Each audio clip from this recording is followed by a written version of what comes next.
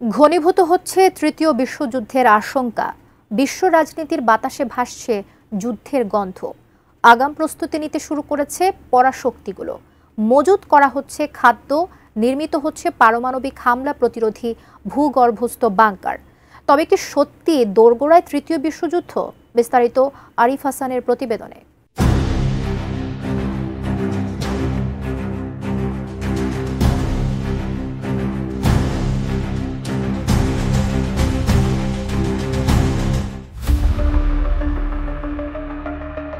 নতুন করে অস্থিতিশীল হয়ে উঠছে বৈশ্বিক রাজনীতি। বিশেষ করে ইউরোপে এখন অদৃশ্য যুদ্ধ উদ্বেগ ছড়িয়ে পড়ছে।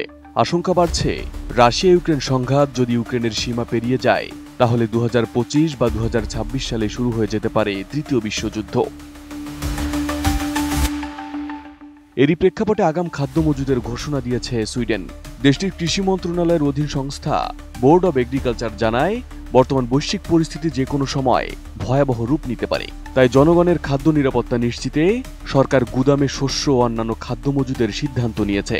এই প্রকল্পের জন্য বরাদ্দ করা হয়েছে $5,70,00,000। 2026 থেকে 2028 সালের মধ্যে তৈরি হবে দেশের বিভিন্ন অঞ্চলে আধুনিক খাদ্য গুদাম। সম্ভাব্য যুদ্ধকালীন সময়ে প্রত্যেক নাগরিক যেন প্রতিদিন 3000 ক্যালোরি খাদ্য পায়, সেই হিসেবে মজুত করা হবে খাদ্য সামগ্রী। RICL TMX, যুগের পর যুগ স্থাপনা থাকে মজবুত। সুইডেনের প্রতিবেশী ফিনল্যান্ডও যুদ্ধকালীন জরুরি প্রশিক্ষণ শুরু করতে যাচ্ছে। সরকার জানিয়েছে, নাগরিকদের শেখানো হবে সংঘাত বা বোমা হামলার পরিস্থিতিতে কিভাবে নিজেদের নিরাপদ রাখতে হবে এবং প্রয়োজনীয় সরঞ্জাম সংরক্ষণ করতে হবে। তবে এসব সতর্কতামূলক পদক্ষেপগুলোর সমালোচনা করেছে রাশিয়া। ক্রেমলিন বলছে, পশ্চিমা দেশগুলো রুশ বিরোধী আতঙ্কে ভুগছে। খাদ্য মজুদ বা প্রশিক্ষণ সবই সেই হিস্টেরিয়ার অংশ। রাশিয়ার কারণে কেনই বা বিশ্বযুদ্ধ বাঁধবে প্রশ্ন তাদের।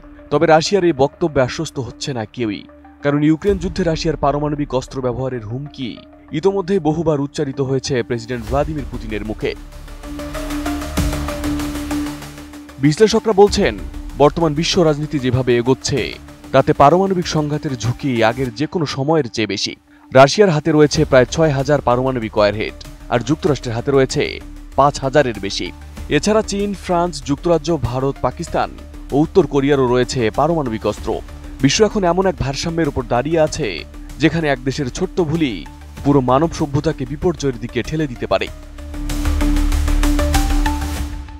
এদিকে সম্ভাব্য পারমাণবিক হামলা থেকে রক্ষা পেতে বিশ্বের বিভিন্ন দেশ এখন বাংকার নির্মাণে ব্যস্ত।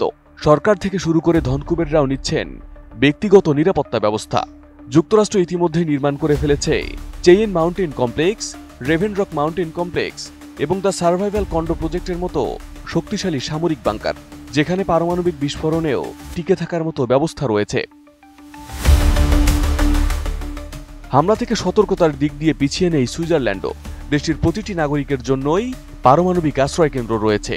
আইনে বাধ্যতামূলকভাবে গৃহস্থালির ভবনেও বাংকার নির্মাণ করতে হয় দেশটিতে। এমনকি সুইডেনের রাজধানী স্টকহোমে 65,000-এর বেশি বাংকার রয়েছে। সামরিক সূত্রে জানা গেছে, এদের অনেকগুলো আবার সক্রিয় করা হচ্ছে। এছাড়া মস্কো শহরের নিচে হাজারো ভূগর্ভস্থ বাংকার নির্মাণ করেছে রাশিয়া।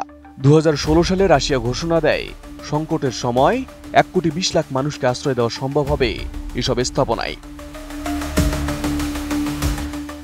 আন্তর্জাতিক নিরাপত্তা বিশ্লেষকরা বলছেন, খাদ্য মজুদ, বাংকার নির্মাণ ও নাগরিক প্রশিক্ষণ সবই আসলে এক ভয়ঙ্কর বার্তা দিচ্ছে। বিশ্ব এখন যুদ্ধের জন্য প্রস্তুত হচ্ছে। তারা সতর্ক করে বলছেন, এই প্রতিযোগিতা যদি কূটনৈতিক টেবিলে না থামে, তবে 21 শতকের মানুষ 20 শতকের ভুলের পুনরাবৃত্তি দেখতে পাবে। তবে এবার পরিণাম হবে আরও মারাত্মক। Arif Hasan, ATN news.